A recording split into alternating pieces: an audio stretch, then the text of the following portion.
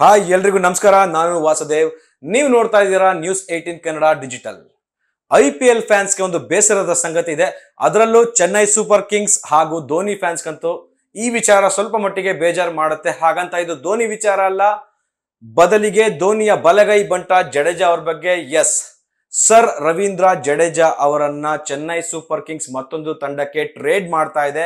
ಯಾರ ಬದಲಿಗೆ, ಯಾರಿಗೆ ಅಂತ ನೀವು ಈಗಾಗಲೇ ಹಲವು ಕಡೆ ನೋಡಿರ್ತೀರಾ. ಈ ಒಂದು ವಿಚಾರದ ಬಗ್ಗೆ ನಾನು ಮಾತನಾಡ್ತೀನಿ ಇವತ್ತು. ಈ ವಿಡಿಯೋನ ಕಂಪ್ಲೀಟ್ ಆಗಿ ನೋಡಿ. ರವೀಂದ್ರ ಜಡೇಜಾ ಅವರನ್ನ ಯಾಕೆ ಟ್ರೇಡ್ ಮಾಡ್ತಾ ಇದ್ದಾರೆ ಅಂತ ಒಂದು ಸೀಕ್ರೆಟ್ ಅನ್ನ ನಾನು ನಿಮಗೆ ಹೇಳ್ತೀನಿ. ನಿರ್ಭೀತ, ನಿಷ್ಪಕ್ಷಪಾತ, ವಿಶ್ವಾಸಾರ್ಹ ಸುದ್ದಿಗಳಿಗೆ ಮತ್ತೊಂದು ಹೆಸರಾಗಿರೋ ನ್ಯೂಸ್ 18 ಕನ್ನಡ ಈಗ ಆಪ್ನಲ್ಲೂ ಲಭ್ಯ ಇದೆ.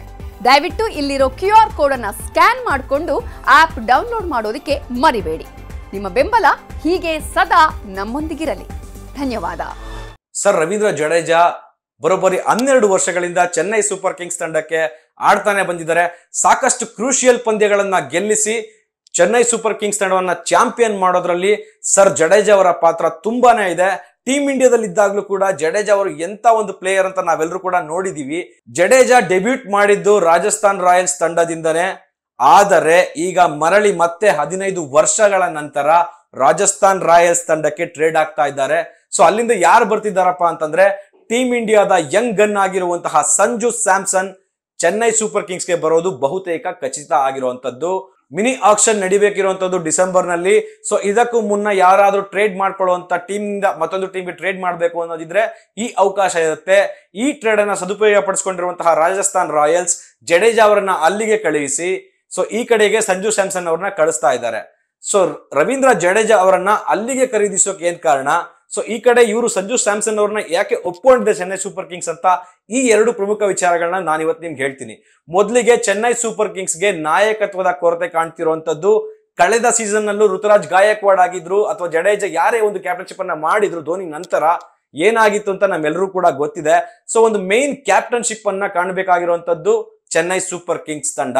ಸೊ ಫ್ಯೂಚರ್ ಅಲ್ಲಿ ಯಾರಾದ್ರೂ ಒಬ್ರು ಬೇಕಿರುವಂತ ಕಾರಣದಿಂದ ಸೊ ಈಗಾಗಲೇ ಸಂಜು ಸ್ಯಾಮ್ಸನ್ ಅವರನ್ನ ಟ್ರೇಡ್ ಮಾಡಿ ಕರ್ಕೊಂಡ್ ಬಂದ್ರೆ ಚೆನ್ನೈ ಸೂಪರ್ ಕಿಂಗ್ಸ್ ತಂಡಕ್ಕೆ ಹೆಚ್ಚಿನ ಬಲ ಬರುವಂತಹ ಕಾರಣದಿಂದಾಗಿ ಈ ಟ್ರೇಡ್ ಅನ್ನ ಮಾಡ್ಕೊಂಡಿದ್ದಾರೆ. ಸ್ಯಾಮ್ ಕರಣ್ ಕೂಡ ಅಲ್ಲಿಗೆ ಹೋಗ್ತಿರುವಂತದ್ದು. ಜಡೇಜಾ ಸ್ಯಾಮ್ ಕರಣ್ ಅವರನ್ನ ಬಿಟ್ಟು ಈ ಕಡೆ ಸಂಜು ಸ್ಯಾಮ್ಸನ್ ಅವರನ್ನ ಚೆನ್ನೈ ಸೂಪರ್ ಕಿಂಗ್ಸ್ ತಂಡ ಟ್ರೇಡ್ ಮಾಡ್ತಾ ಇದೆ. ಇನ್ನೇನು 2 ದಿನಗಳಲ್ಲಿ ಈ ಬಗ್ಗೆ ಅಧಿಕೃತವಾಗಿ ಕೂಡ ಮಾಹಿತಿ ಹೊರಬೀಳುವಂತ ಸಾಧ್ಯತೆ ಕೂಡ ಇರುವಂತದ್ದು. ಸೊ ಈ ಡೀಲ್ ಕನ್ಫರ್ಮ್ ಆಗಿರೋದ್ರಲ್ಲಿ ಯಾವುದೇ ಡೌಟ್ ಬೇಡ. ಜಡೇಜಾ ಅವರದ್ದು ಚೆನ್ನೈ ಸೂಪರ್ ಕಿಂಗ್ಸ್ ತಂಡದಲ್ಲಿ ಯುಗಾಂತ್ಯವನ್ನ ಕಾಣ್ತಾ ಇರುವಂತದ್ದು. ಇದು ಸ್ವಲ್ಪ ಚೆನ್ನೈ ಸೂಪರ್ ಕಿಂಗ್ಸ್ ತಂಡಕ್ಕೆ ಬೇಸರವನ್ನ ಉಂಟು ಮಾಡುತ್ತೆ. ಯಾಕಂದ್ರೆ ಧೋನಿ ಜಡೇಜಾ ಇಬ್ರು 2 ಕಣ್ಣುಗಳಿದ್ದ ಹಾಗೆ ಚೆನ್ನೈ ಸೂಪರ್ ಕಿಂಗ್ಸ್ ತಂಡಕ್ಕೆ. ಸೊ ಈಗ ಅವರನ್ನ ಬಿಟ್ಟು ಬೇರೆ ಜರ್ಸಿಯಲ್ಲಿ ನೋಡೋದಿದೆಯಲ್ಲ, ಅದು ತುಂಬಾ ಅಭಿಮಾನಿಗಳಿಗೆ ಒಂದು ಬೇಸರ ಮೂಡಿಸುವಂತಹ ಸಂಗತಿ ಅಂದ್ರೆ ತಪ್ಪಾಗಲ್ಲ. 2008ರಲ್ಲಿ ರಾಜಸ್ಥಾನ್ ರಾಯಲ್ಸ್ ತಂಡದ ಕ್ಯಾಪ್ಟನ್ ಆಗಿ ಶೇನ್ ವಾರ್ನ್ ಇರ್ತಾರೆ.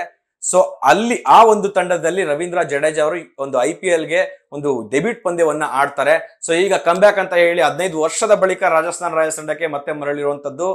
ಈ ಒಂದು ದೊಡ್ಡ ಸ್ವ್ಯಾಪ್ ಬಗ್ಗೆ ನಿಮ್ಮ ಅಭಿಪ್ರಾಯಗಳೇನು? ಜಡೇಜಾ ಅವರನ್ನ CSK ಬಿಟ್ಕೊಟ್ಟಿದ್ದು ಸರಿನಾ, ಇಲ್ಲ ಸಂಜು ಸ್ಯಾಮ್ಸನ್ ಬರ್ತಿರೋದು ಸರಿನಾ? ಈ ಬಗ್ಗೆ ನಿಮ್ಗೆ ಏನ್ ಅನಿಸ್ತು ಅಂತ ಕಮೆಂಟ್ ಮಾಡಿ ತಿಳಿಸಿ. ಮತ್ತೆ ಸಿಗೋಣ ಮುಂದಿನ ವಿಡಿಯೋದಲ್ಲಿ. Thank you. ನಿರ್ಭೀತ, ನಿಷ್ಪಕ್ಷಪಾತ, ವಿಶ್ವಾಸಾರ್ಹ ಸುದ್ದಿಗಳಿಗೆ ಮತ್ತೊಂದು ಹೆಸರಾಗಿರೋ ನ್ಯೂಸ್ 18 ಕನ್ನಡ ಈಗ ಆಪ್ನಲ್ಲೂ ಲಭ್ಯ ಇದೆ.